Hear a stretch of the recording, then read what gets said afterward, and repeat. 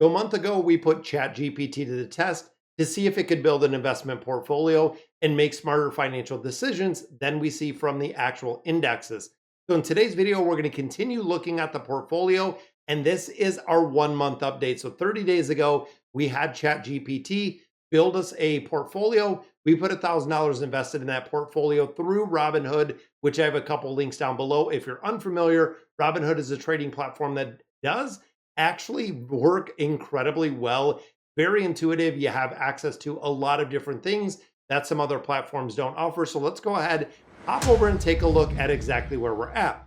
So looking at the investment portfolio, we can see in the course of the last month, we're roughly up 2.54% or $25 in this portfolio. I think we had $5 that they gave us for free. So right now with the $1,000 we invested, we're up around $31 overall.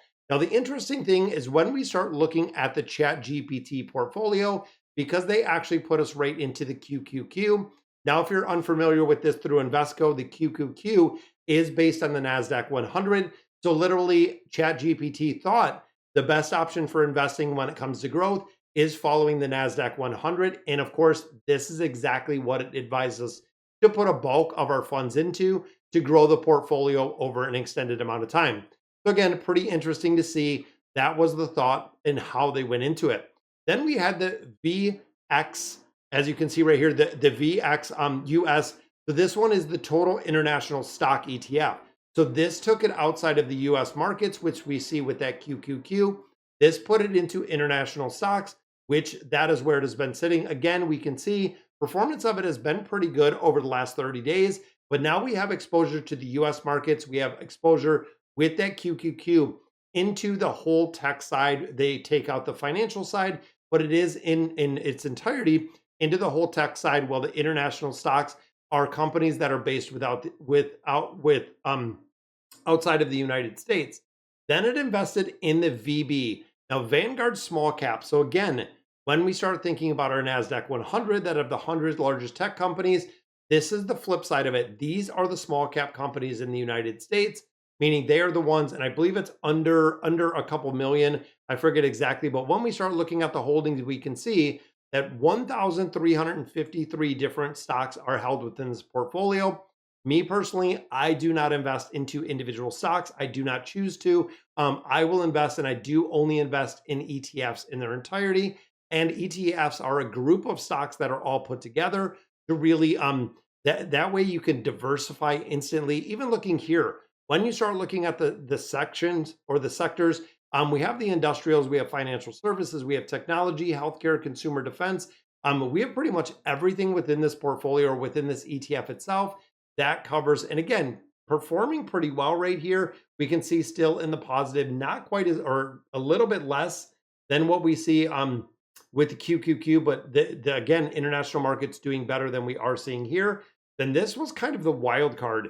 So I actually went through with ChatGPT. We built a portfolio, also used Copilot to build a portfolio. And interesting enough, this ARC Innovation ETF was recommended in both portfolios, which was kind of interesting. So if you follow or if you've seen anything with Catherine Wood, these are ETFs that they are putting together for people to invest in. And you can see right now there are 399 shareholders are participating in this. And this is interesting because this is really focused in healthcare.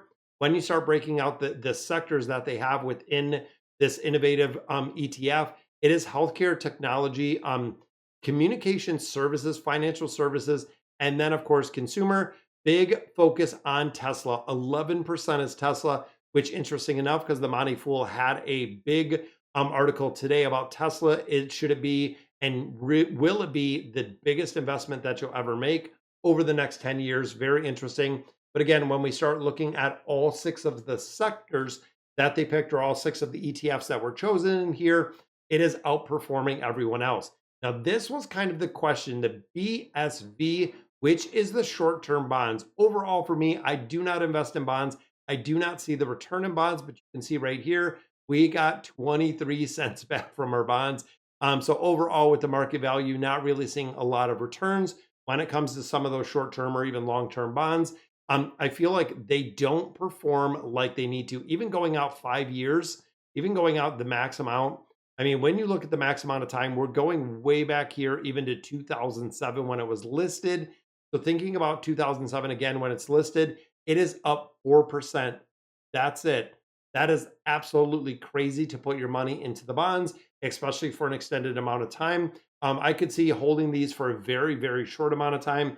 Even talking to my financial advisor, he said there's no reason really to own bonds when we look at the growth that we see within the market. And then looking down here, there's 2,844 holdings within here for the bonds. Government bonds mainly back there. We have scrutinized bonds, we have some corporate bonds, municipal bonds, but overall not seeing the return in the bond market that we're seeing in other places. So our money would have been a lot better just in this ARC Foundation fund for a little bit more growth, or even looking at, some of the international, that we would have seen a lot more growth out of there. Now, the other interesting one, and this one takes the cake for the portfolio, the BITO. So this one is actually Bitcoin ETFs. But interesting enough, this is one that is on futures. So there are a couple different holdings in here. And you can see right down here, I have actually gotten dividends right here. There were shares, it was reinvested. Since I have bought this, it has actually given us dividends, which is pretty interesting. So $2.31 right there. Because of the way that this works. So it buys Bitcoin futures, as you see right there.